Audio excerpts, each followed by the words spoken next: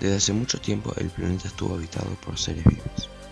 Cada uno de estos seres vivos tiene un ciclo de vida que implica ciertas funciones vitales. Entre estas se encuentran la nutrición, la relación y la reproducción. Sin embargo, ninguna de estas funciones sería posible si no fuera por las células que conforman a cada ser vivo. Una célula es la unidad anatómica y fisiológica de todo ser vivo, y cada una cumple una determinada función para asegurar el funcionamiento vital del ser vivo. Además, la diferencia entre los diversos seres vivos también se ve reflejada en las mismas células. Existen las células procariotas que conforman a las bacterias y a diferencia de las otras no tienen un núcleo definido. Luego están las células eucariotas, que conforman a los animales y vegetales. Además de ser células eucariotas, la vegetal también se diferencia del animal por tener vacuolo central, cloroplastos y pared celular, pero simplemente se les denomina células eucariotas a las dos por compartir la importante característica de tener un núcleo definido. Aún así, todas ellas están compuestas por núcleo o zona nuclear en caso de la célula procariota, ubicado en el centro de las células eucariotas. A partir de él funciona el resto de la célula. Retículo endoplasmático rugoso, organelo con forma de tejido con extremidades, que contiene y procesa y distribuye proteínas hacia el retículo endoplasmático liso, aparato de Golgi y el citoplasma. Además, rodea el núcleo celular. Retículo endoplasmático liso, organelo con forma de tejido con extremidades que además de estar adherido al retículo endoplasmático rugoso, almacena la mayoría de las proteínas procesadas por el mismo y contiene células que contribuyen a la nutrición de la célula. Citoplasma. Es el cuerpo estructural de la célula, limitado por el núcleo y la membrana citoplasmática. Contiene a todos los organelos celulares. Citoesqueleto. Pequeños y duros fragmentos esparcidos en el citoplasma que fortifican la estructura citoplasmática. Membrana citoplasmática. Resguarda y brinda protección a la célula. Mitocondrias. Organelo de forma oválica con doble membrana que genera y abastece de energía a la célula mediante la respiración celular. Aparato de Golgi. Organelo de forma indefinida que almacena, procesa y distribuye nutrientes, lípidos y lisosomas. Lisosoma.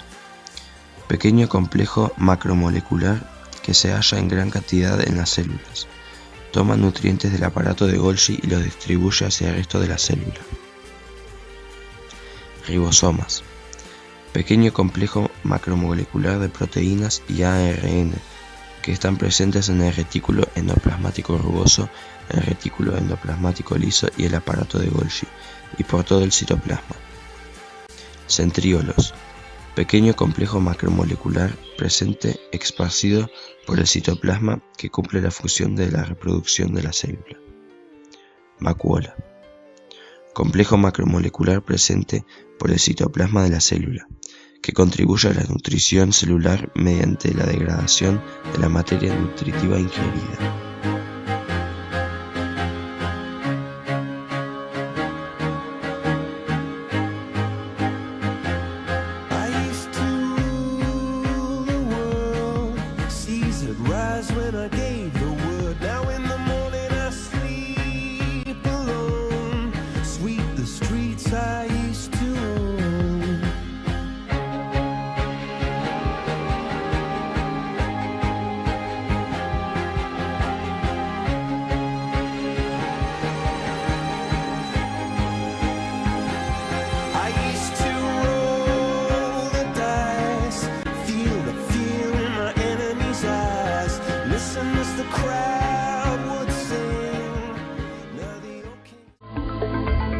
La clonación se puede definir como el proceso por el cual se consiguen individuos idénticos.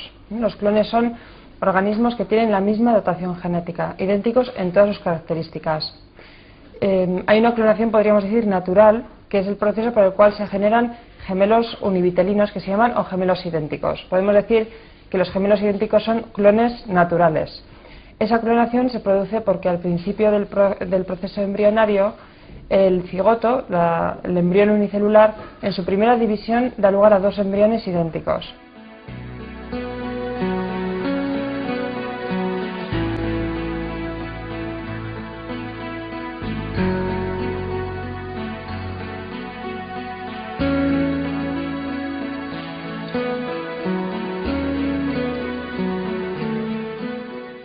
Sin embargo, cuando se habla de clonación, por ejemplo, el proceso por el que se generó Dolly, no se suele referirse a esa generación de gemelos a nivel embrionario, sino que se trata más bien de conseguir copias idénticas de un organismo adulto partiendo de sus células diferenciadas, de sus células, podríamos decir, no reproductoras, las células que se suelen llamar somáticas.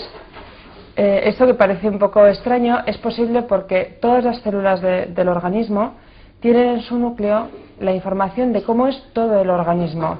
Podríamos decir que si se compara el organismo desarrollado con un edificio, cada una de las células tiene el plano de cómo es todo el edificio, de cómo es todo el organismo. Esto tiene una explicación sencilla, y es que todas las células del cuerpo proceden de una célula inicial, el embrión unicelular, que cada vez que se divide va haciendo, podríamos decir, fotocopias de los planos, de manera que las células que se van generando tienen, como decía antes, toda la información. Hipotéticamente, por tanto, cualquiera de las células de nuestro cuerpo, sin necesidad de la reproducción sexual, puede dar lugar a un organismo idéntico a nosotros. La información está allí. No solo eso, sino que además tenemos técnicas para que las células del cuerpo puedan crecer con más o menos dificultad, según el tipo celular, fuera del organismo y dividirse incluso y generar nuevas células. Sin embargo, se vio enseguida que conseguir embriones a partir de las células diferenciadas del adulto era un proceso muy difícil. Las células de cualquier tejido pueden crecer fuera del organismo, pero dan lugar a células como ellas, células, pues si son por ejemplo de la piel, células de la piel, o células cardíacas, no dan lugar a un embrión. Podríamos decir que la razón es que las células, al diferenciarse, van olvidando cómo se hace todo el organismo. Tienen los planos, tienen la información, pero la especialización, el ser ya adultas, el estar, podríamos decir, lejos del proceso embrionario, hace que para ellas sea difícil recordar cómo se genera desde el principio un ser vivo. Analizando las células de esta forma surge la duda de que si es posible clonar células o incluso crear un nuevo organismo a partir de las células clonadas. Y a pesar de tantos intentos fallidos, aún no se ha logrado una clonación perfecta hasta la fecha. Sin embargo, la clonación que hasta la fecha tiene más fama y mejor resultó fue la de la oveja Dolly, aunque incluso esta resultó recién después de 276 intentos fallidos en el Instituto Roslin, Escocia. Esta clonación se desarrolló a partir de una célula de ubre extraída de una oveja blanca de raza Finn Dorset, de 6 años de edad. Esta célula la mantuvieron viva pero sin permitir su crecimiento, alterando el medio de crecimiento en la que ésta se encontraba. Luego extrajeron de una oveja hembra escocesa de cara negra un óvulo sin fecundar y fusionaron estas células mediante pulsos eléctricos. Antes de continuar con la operación, debían asegurarse de que el objetivo se convierta exitosamente en un embrión y se desarrollara normal y exitosamente.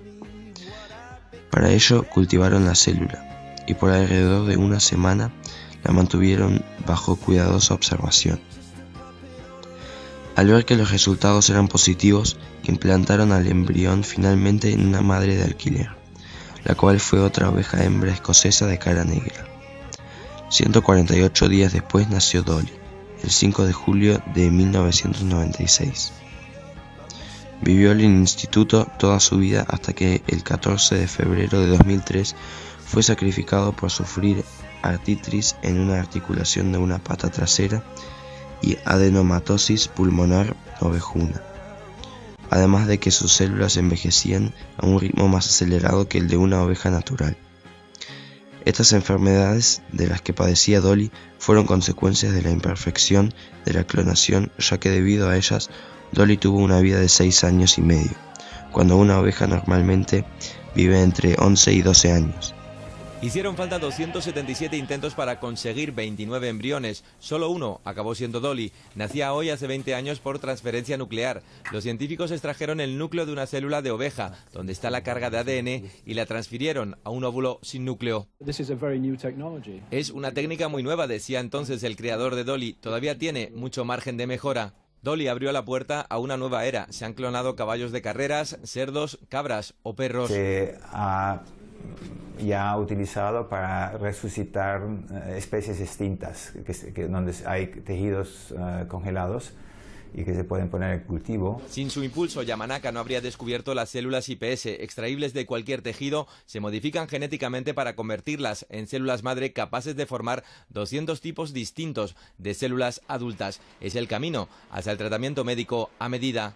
Que cada persona tenga un tratamiento personalizado a ella, en sus características fisiológicas, y eso tanto en reproducción como en cualquier otro ámbito es lo que vamos a tener en breve. Disecada se exhibe hoy en un museo de Edimburgo. Su nacimiento dejó boquiabierto a medio mundo, pero no mereció el premio Nobel.